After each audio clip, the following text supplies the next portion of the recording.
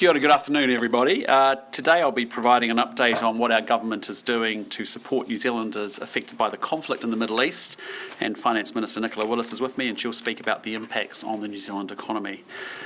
There are currently 3,694 Kiwis in the Middle East registered with safe travel. That is more than double the number that were registered this time last week, and that reflects that more people in the region have heard and have responded to our calls for them to register. As I said last week, it is still the case that the real number of people in the region is likely to be higher, and so we continue to urge everyone there to register with safe travel. We know that New Zealanders in the Middle East will be feeling anxious and uncertain, and many will be eager to come home. The quickest way for New Zealanders to return home is on commercial flights. The first flight to New Zealand from the UAE arrived over the weekend, and we encourage people to take up these opportunities where it's safe and possible to do so. Many Kiwis remain stranded in places where no flights are available, and the government is working around the clock on plans to assist as many of these Kiwis as possible.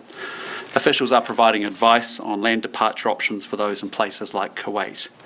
And on Saturday morning, our Royal New Zealand Air Force Hercules departed from Whenuapai to join another of our Air Force's plane to be ready to assist in the evacuation of New Zealand citizens stranded by conflict in the region, should that become our only option. The situation, as you'll appreciate, is fast moving, and so we want to be ready for when conditions will allow us to assist with any civilian evacuation operations that may be required.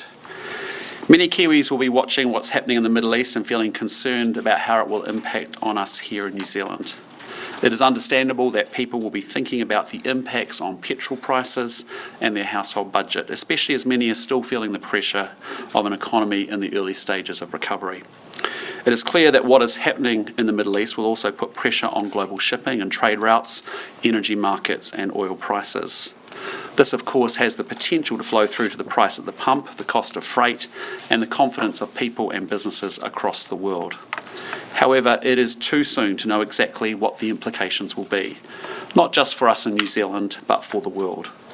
So far, the effects on international markets have been relatively limited. Oil prices have certainly increased, and we are continuing to monitor the effect that on fuel stock and prices here in New Zealand. The long-term price implications for New Zealanders will depend on the duration, the scale and the intensity of the conflict.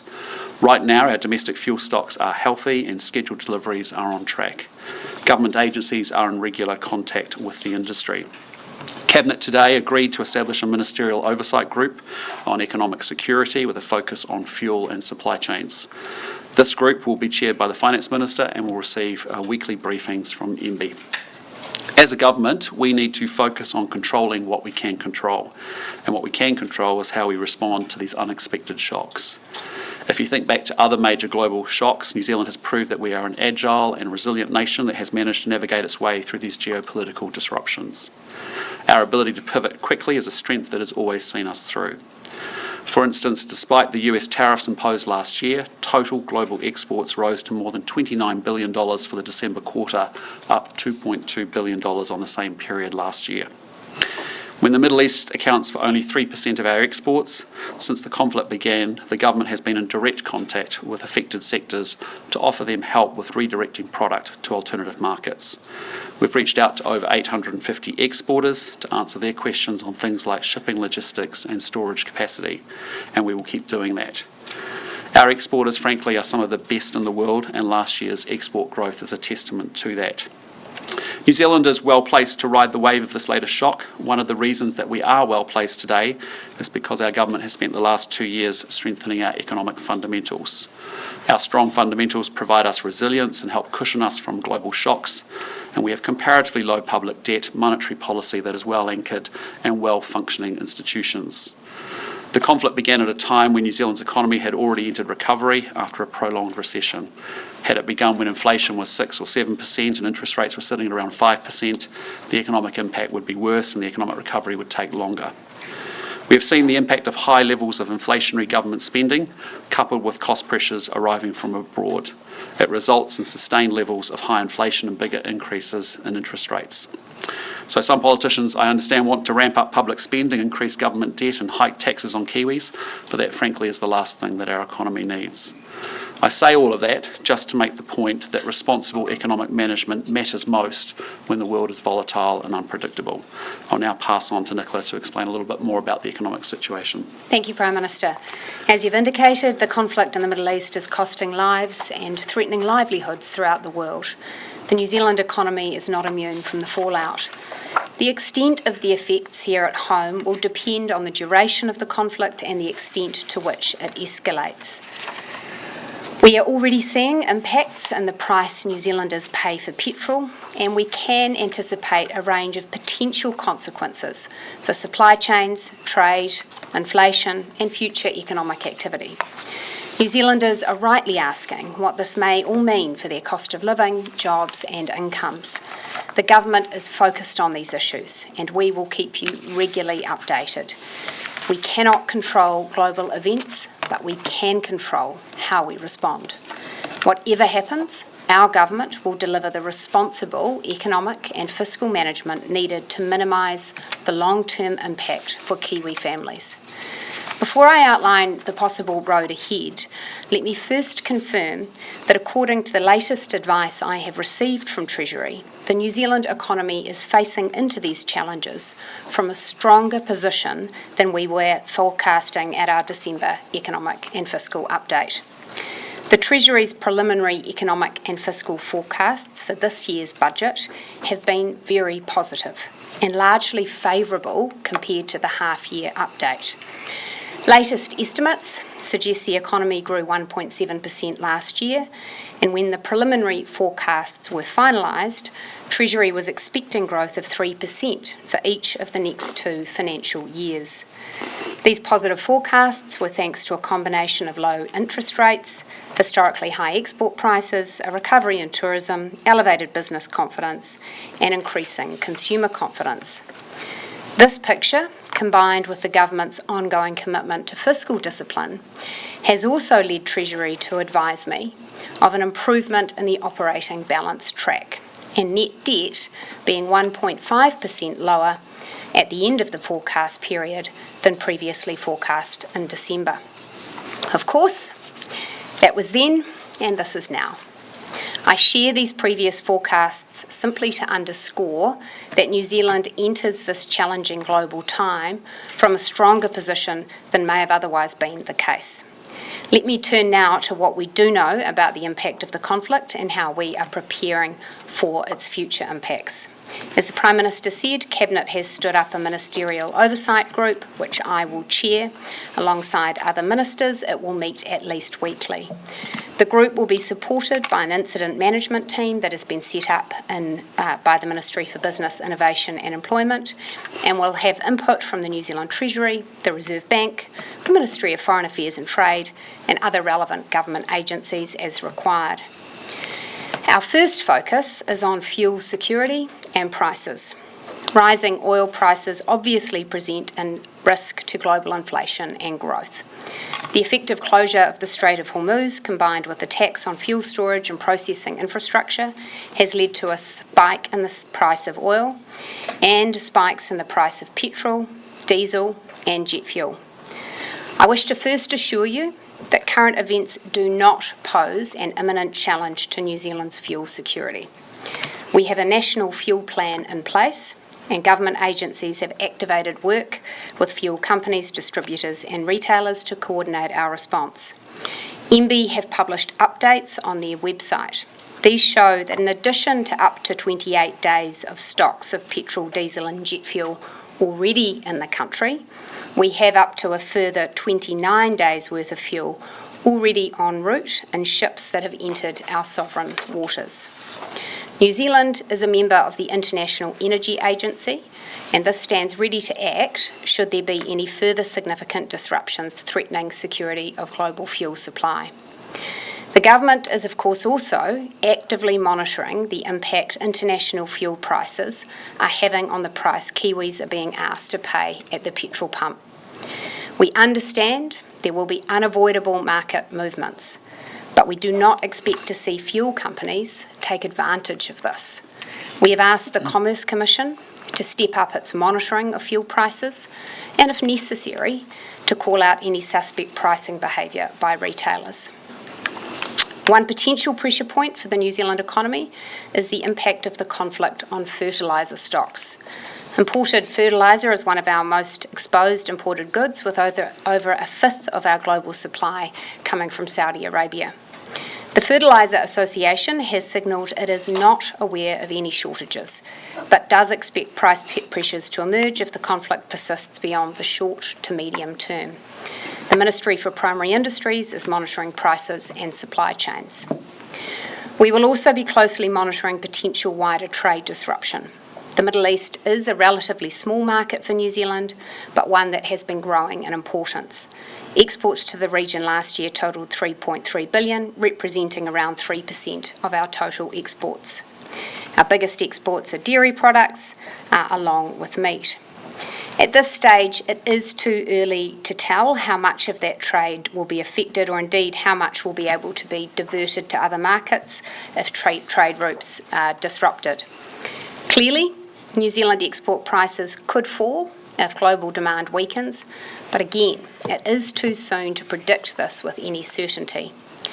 The Ministry of Foreign Affairs and Trade and New Zealand Trade and Enterprise are actively supporting exporters and staying in close contact with them. On Friday, we held a public webinar to share information with more than 900 exporters operating in the region.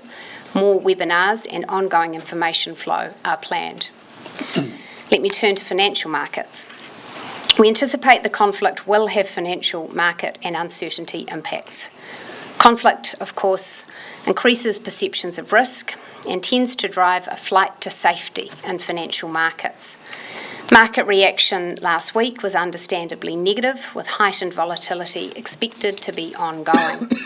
Global interest rates were slightly up in response to concerns about the impact of rising oil prices on inflation.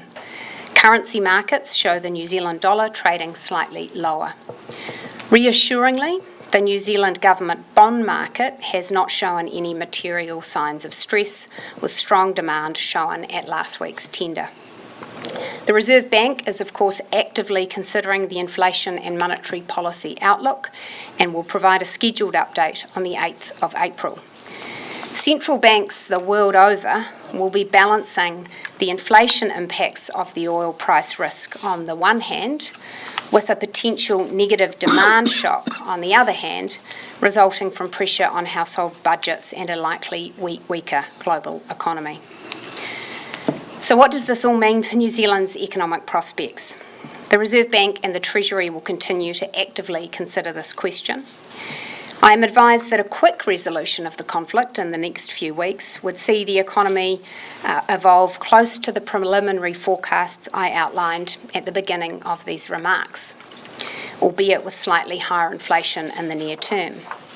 On the other hand, a longer conflict would likely have downside GDP impacts, but again, the impacts will depend on the duration and extent of oil price rises.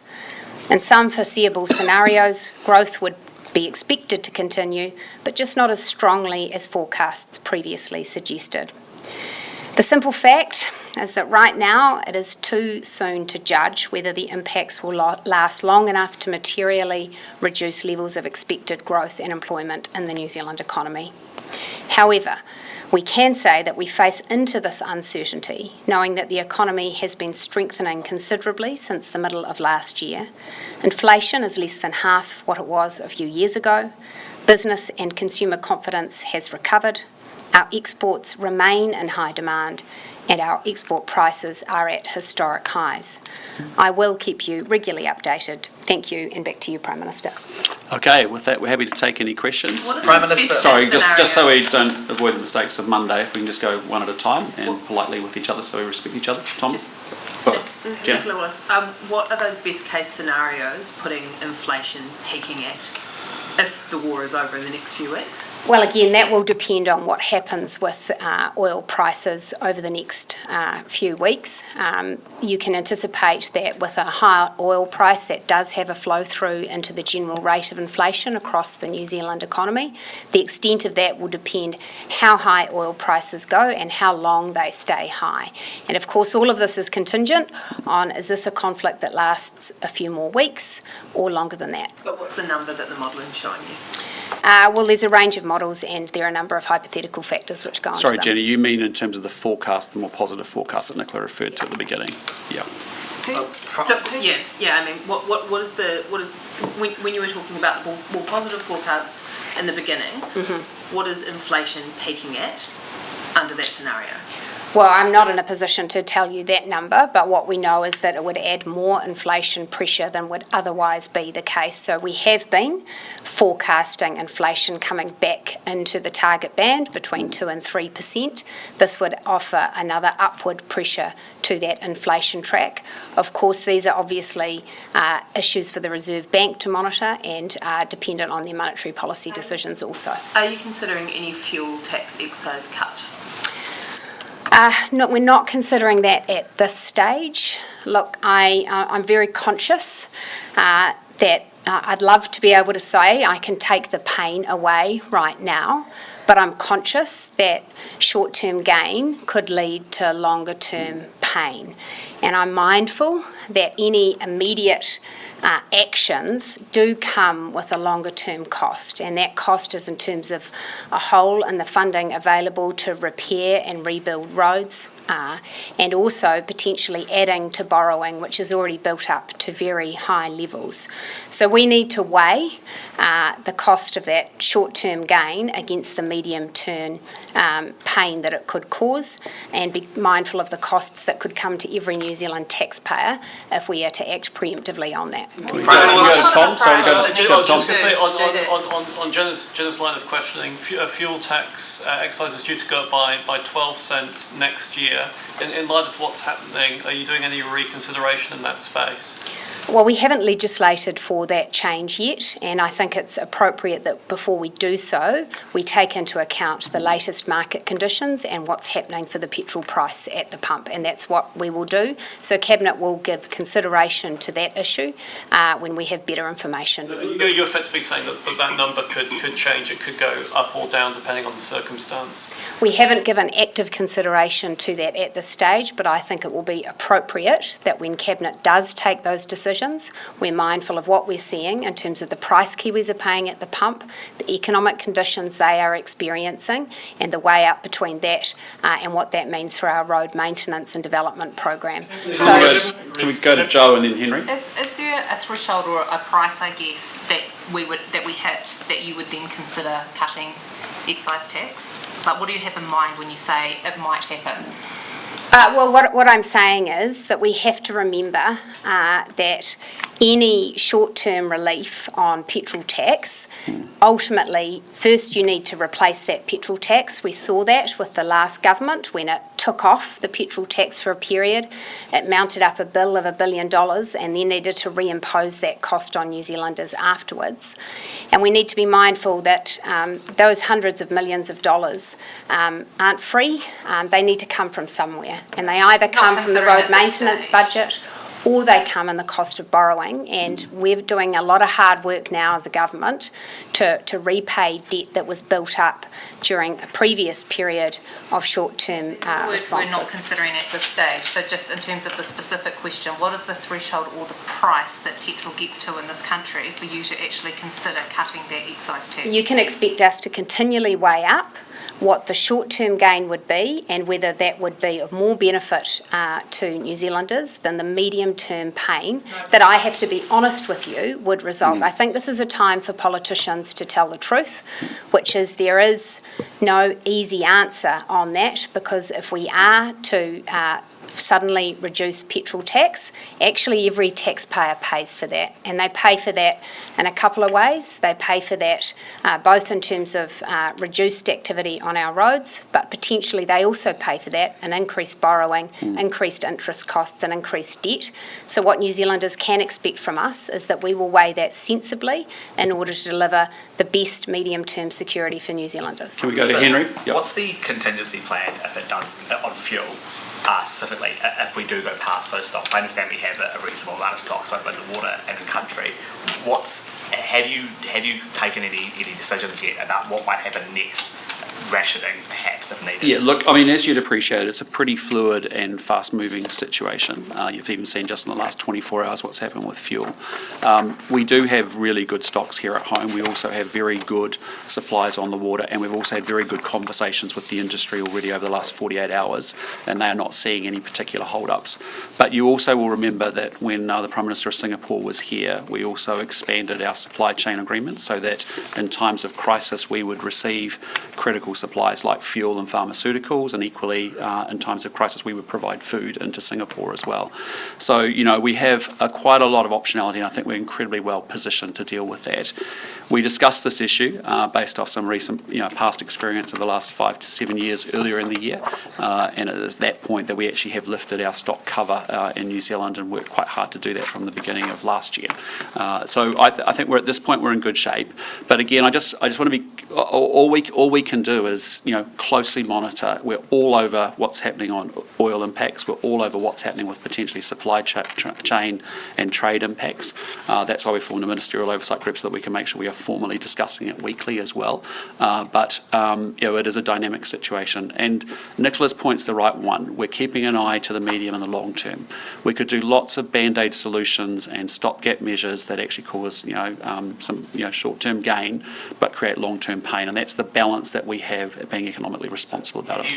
So sorry, the contingency plan is all about getting more in. There's no contingency plan currently on how you might change demand if needed to. No, we haven't needed to think about that at this point in time. But suffice to say, what we wanted to be reassured about was that we had supplies available to us.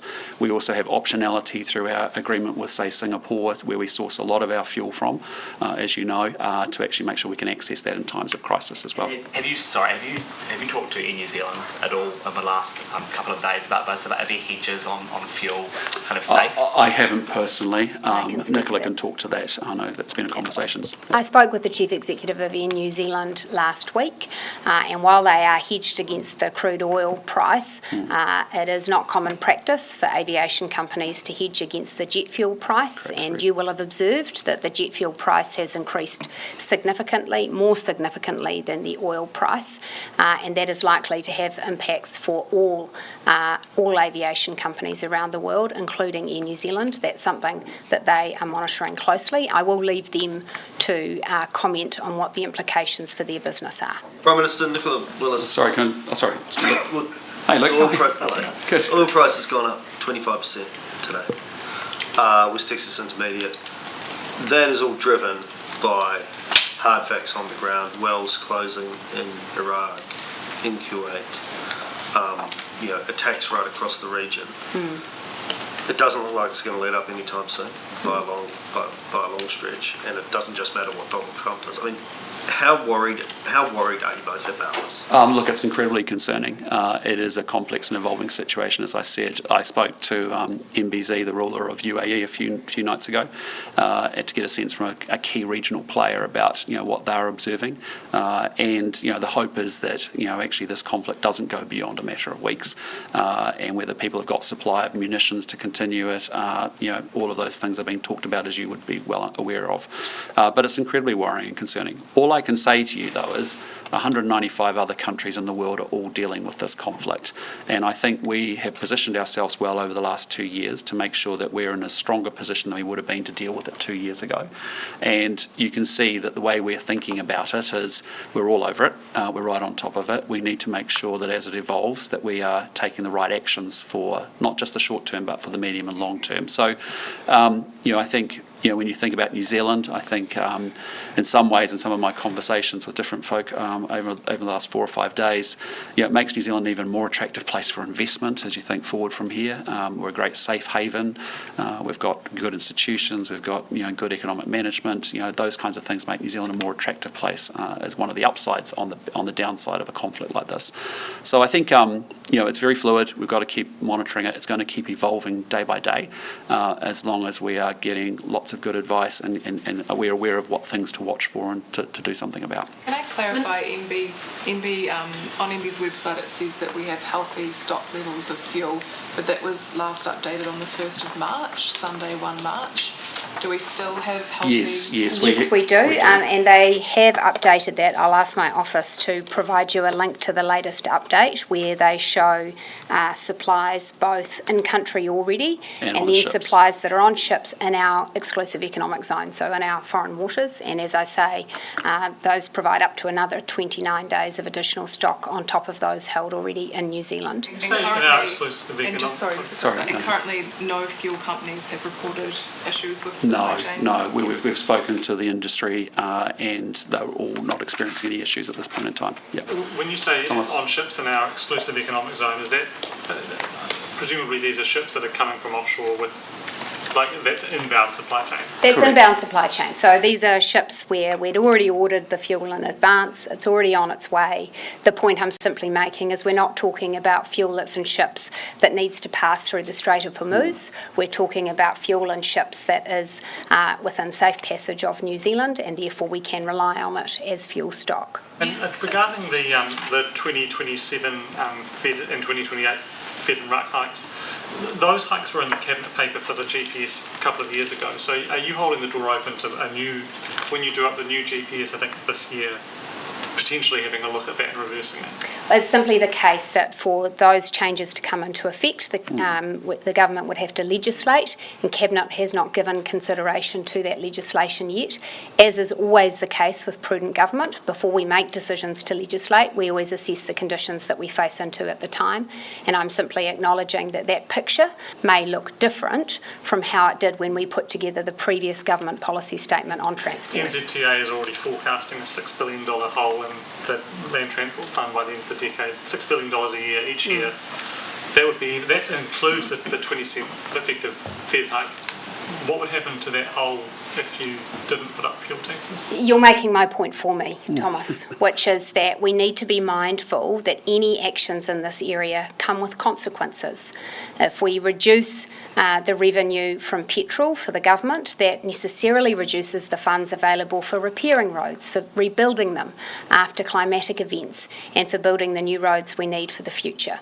So we need to weigh that up before we leap to say that we can simply overnight fund reductions in petrol excise. And what I'm committing to New Zealanders is that we will make carefully informed and balanced decisions that aren't just about what feels good in the short term, but balance New Zealand's medium and longer term interests. Is there a dig at Labour who's clearly toying with the temporary, promoting a temporary fuel tax? No, that's simply me focusing on New Zealand's interests. And it's also us simply saying, as we've talked about for some time now, that prudent economic management really matters. We know we have to restock the cupboards to make sure that we can deal with any future crisis that may come our way, which is why fiscal and financial discipline really matters. And that's why we've said if you actually are wanting to crank up spending, well, there's only two ways to do it: increase taxes or borrowing.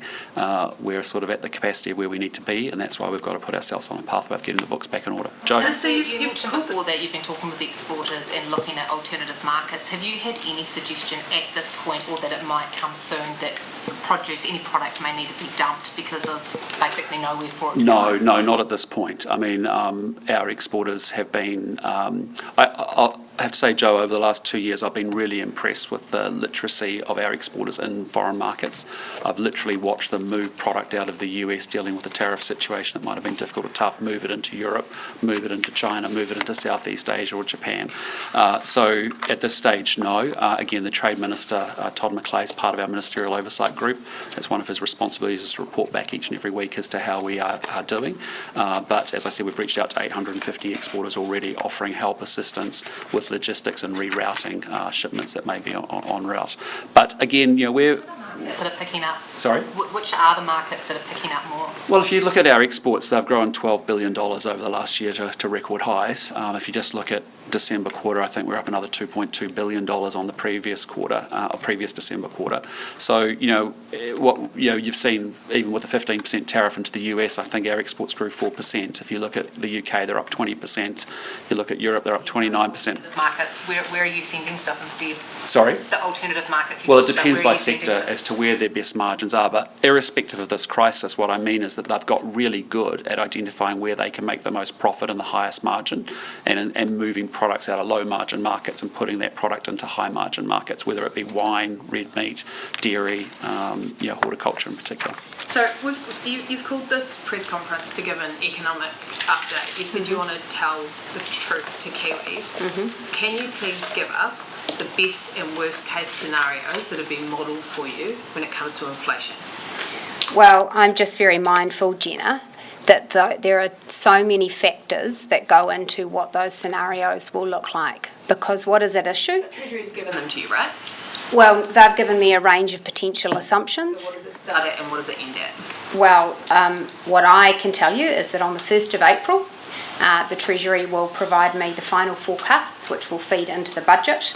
Those will be our economic forecasts based on the best information we have available at the time. It is the common practice. Give an economic update if you don't have any numbers to back Because up. I am giving you an economic update on the potential impacts a rising oil price and rising fuel prices will have, and I'm telling you very clearly that we would expect that would have an impact not only on the price New Zealanders pay at the pump, but also would be an upward pressure for inflation.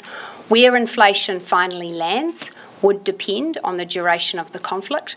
It would also depend on how the Reserve Bank chooses to respond through its monetary policy settings. It will also depend on what demand there is here at home. So, for example, you might see significant pressure on prices on the one hand, but on the other hand, if you saw a hit to consumer confidence and a reduction in spending in the economy, that could have an offsetting effect on inflation on the other hand. So there are a range of impacts that could occur, and there are a range of scenarios that could occur.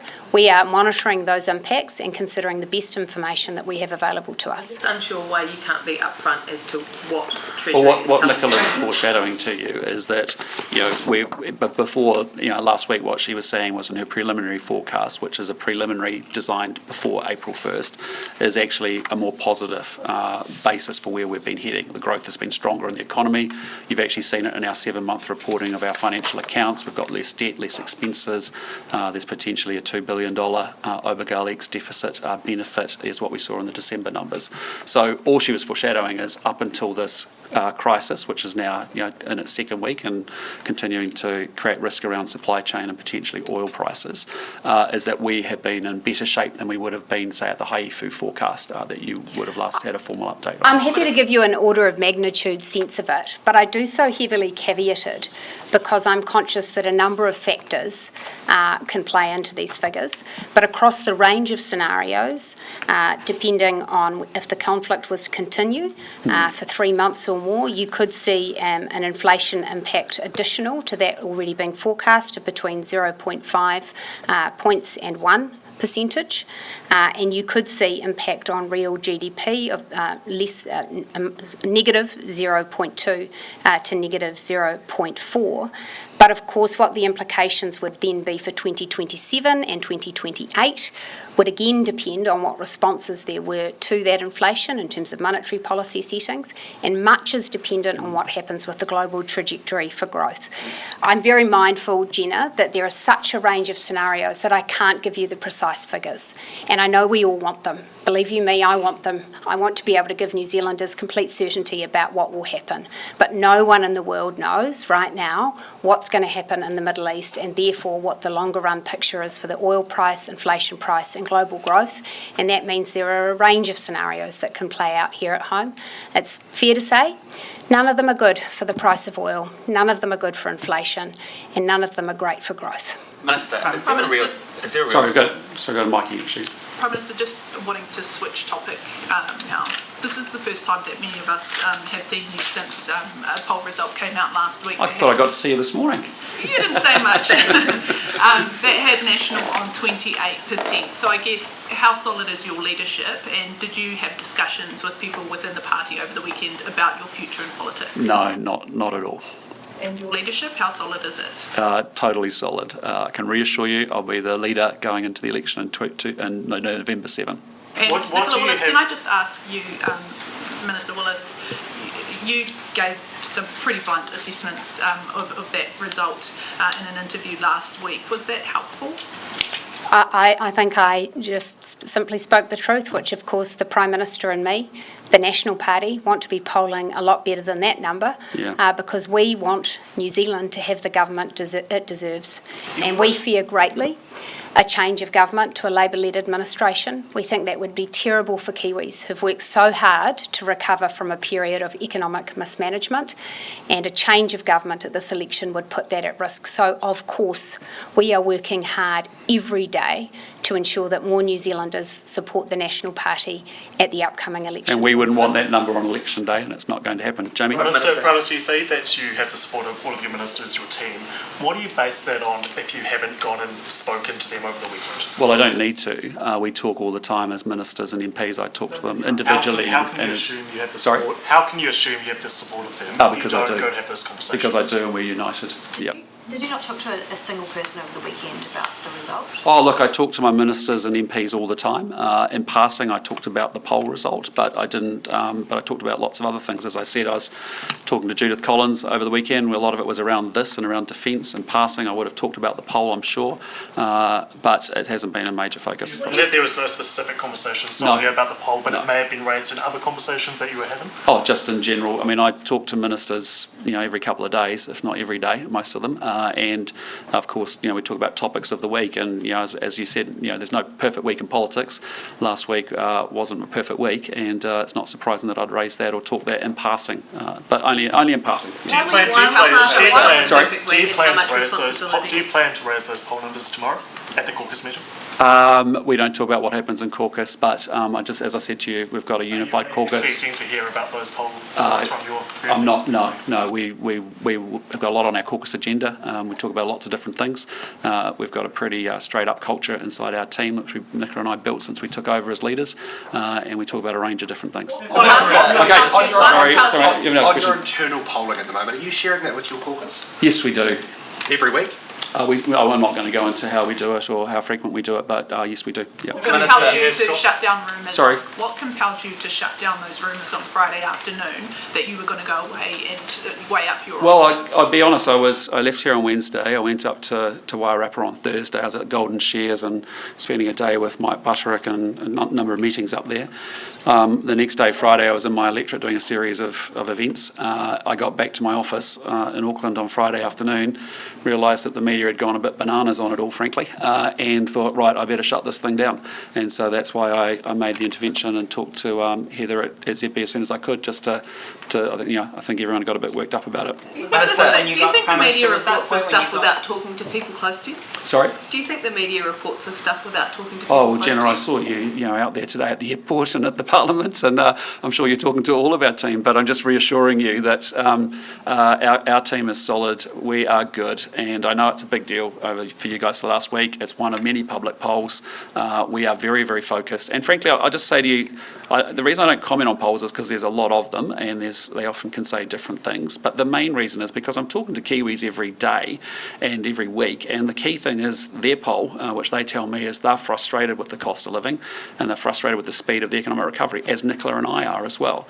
And that's what they want us to do. And come November 7, they get a great chance to have their say. And importantly, I can tell you, spend more, tax more, borrow more, ain't it? You say it's a big deal for us in the media. Don't you think it's also a big deal for the backbench MPs in your party who may lose their job if that 28% result is Well, as I said, our caucus is solid. Sorry, just back on the Iran crisis. Is there, Minister Willis, is there any chance, are you preparing any plans in your head even, on the potential need to to bail out Air New Zealand once again if this keeps going? I haven't received advice that would suggest that's necessary at this time. Of course, as the major shareholder in Air New Zealand, we expect them to keep us appraised of their financial situation. And I'd also say, Henry, having watched Air New Zealand prices for fuel over the last 10, 15 years, there have been times of much more elevated fuel prices for Air New Zealand, and they've dealt with that pretty admirably. Prime Minister, what skills do you bring to the leadership that no one else in your party can?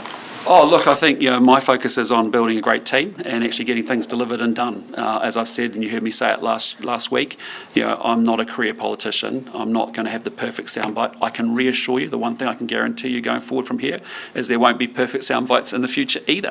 But that's because I'm not a creature of this place and been here 20 years. I think actually people who know how to get things done and how to get the best out of a team and get the right ministers on the right assignments is really important.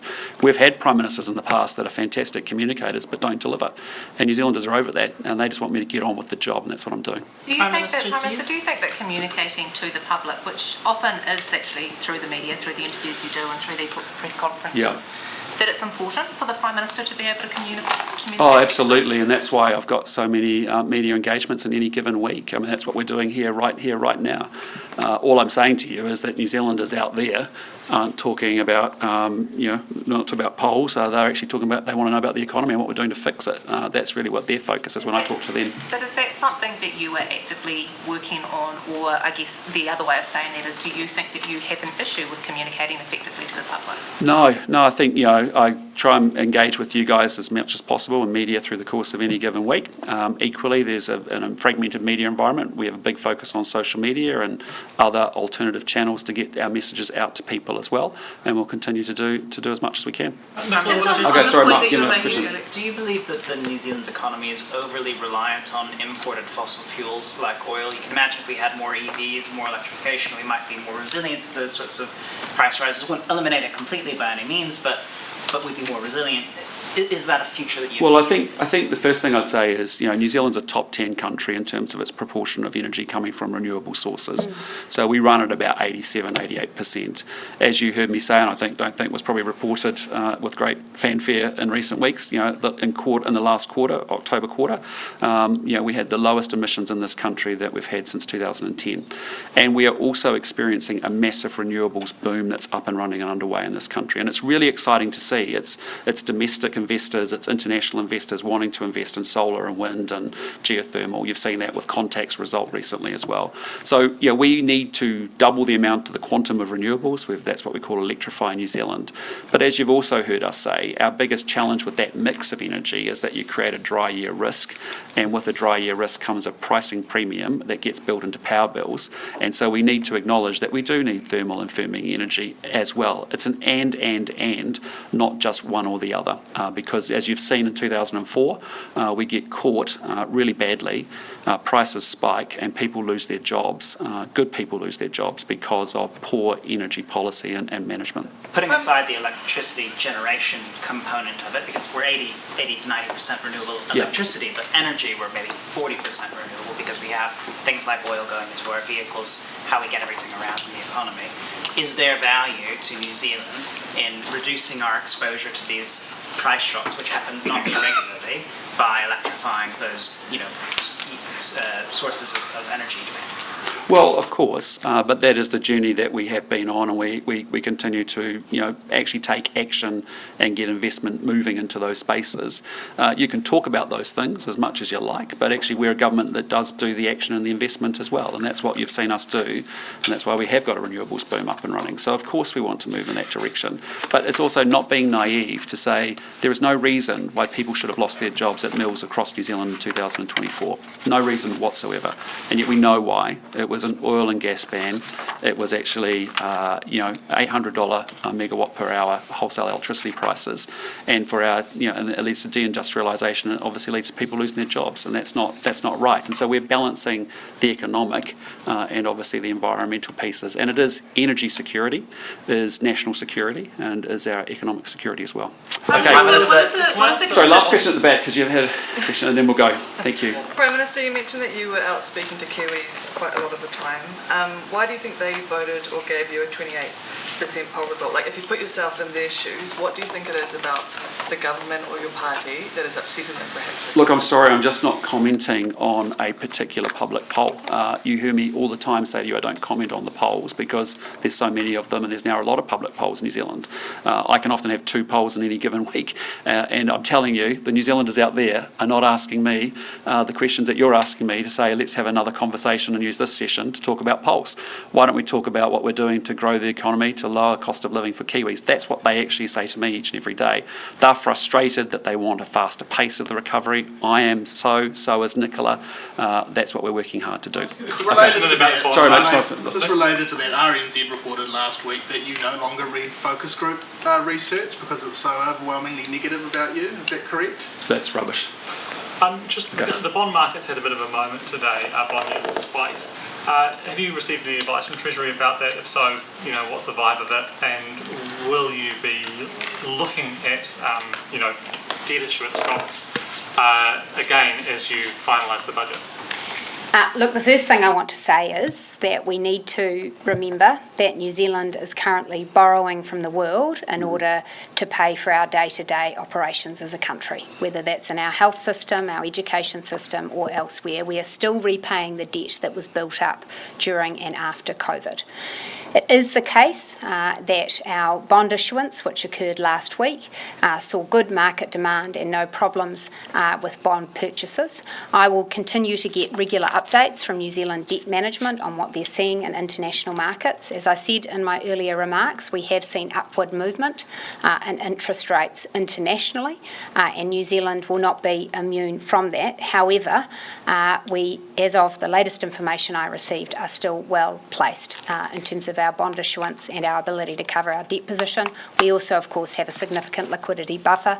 Were there to be any volatility occurring in global markets, we have already ensured that we will be resilient to that. Okay, team, When you wrap it up there, budget though, are you thinking about signalling, I suppose, that going forward there is a renewed focus on the deficit and on our ongoing borrowing to ensure that in the long run those yields remain sustainable for the government? I have been utterly consistent these past 2 years in working to remind New Zealanders, not least the opposition, that no borrowing is for free.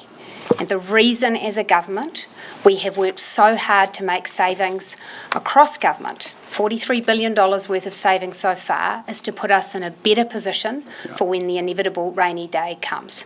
And when global shocks such as that currently occurring unwind, New Zealand is better placed if we have a lower debt position. And so I stand by our government's fiscal strategy, which has been resolutely about getting the books back into better order, reducing debt so that we're better placed to withstand future shocks. Okay, and, team, we're going to end it there. That's always Thank you very been my much. position. I look Thank you. forward to you asking others about theirs.